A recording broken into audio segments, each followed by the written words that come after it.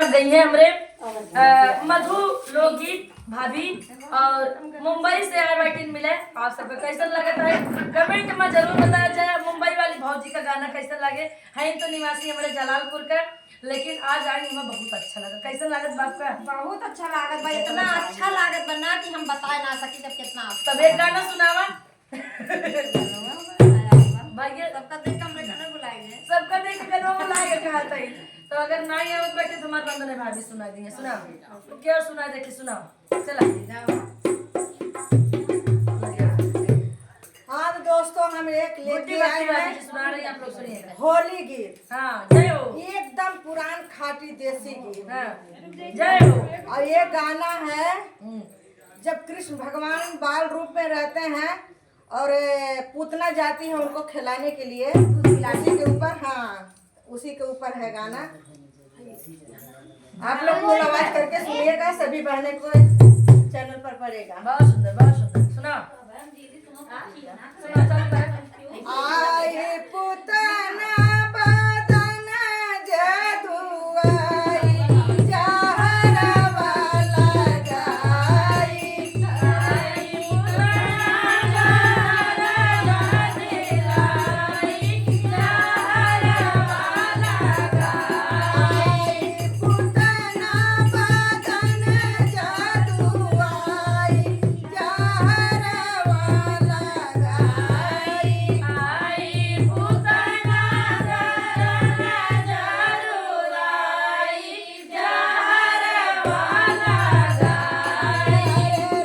रंग महल से चली छबीली आभरण रंग रगाई। रंग महल से चली छबीली आभरण रंग रगाई।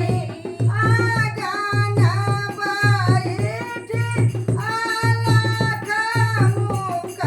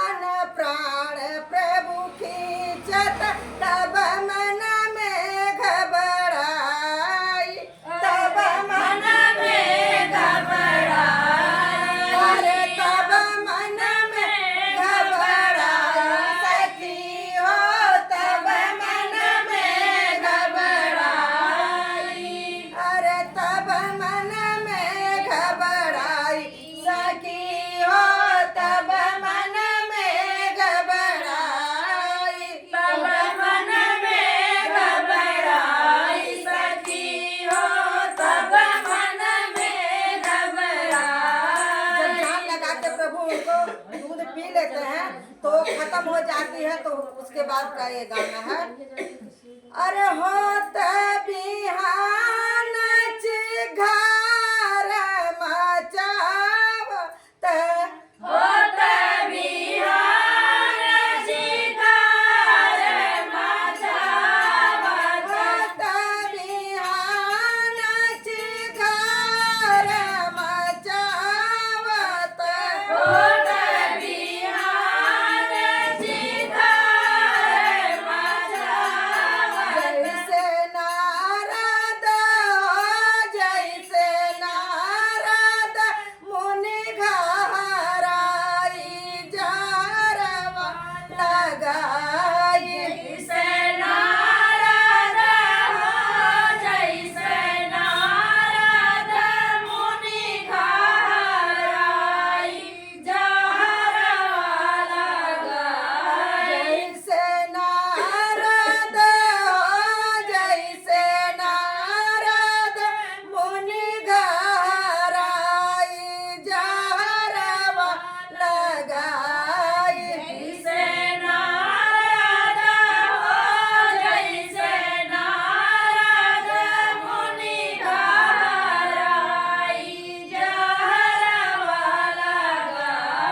आई पुतना बदन जादुआई जहरवा लगाई, आई पुतना बदन जादुआई जहरवा लगाई। तो दोस्तों हमारा गाना कैसा लगा है? बहुत सुंदर वाले गीत आप लोग ज्यादा ज्यादा शेयर करिएगा और पुराने जमाने पुराने स्वामी गीत है। होली वाला सीजन ये गाना दोस्तों चढ़ा उतार करके गाना ये सबको नहीं आता है ये गाना। ये बा हम होली वाला ठीक है।